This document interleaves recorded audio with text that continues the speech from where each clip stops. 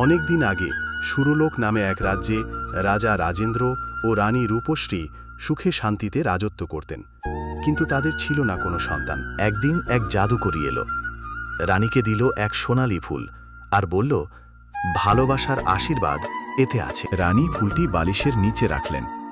পূর্ণিমা রাতে আকাশে এক উজ্জ্বল তারা জ্বলে উঠল। রানী বুঝলেন তিনি মা হতে চলেছেন।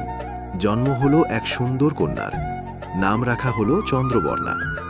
রাজ্য জুড়ে আনন্দের বন্যা বয়ে গেল। পাশের রাজ্যের ঈর্ষাকাতর রাজা এক ড্রাগন পাঠালো সুরলোক আক্রমণ করতে। সবাই আতঙ্কে, কিন্তু সাহসী চন্দ্রবর্ণা ভয় না পেয়ে ড্রাগনের সামনে দাঁড়িয়ে গান গাইল। ড্রাগন শান্ত হয়ে ফিরে গেল। রাজ্য আবার শান্তিতে ভরে উঠল। সবাই চন্দ্রবর্ণাকে ভালোবাসা আর সম্মান জানালো। আরও নতুন নতুন গল্প পেতে একটি লাইক ও চ্যানেলটিকে সাবস্ক্রাইব করুন।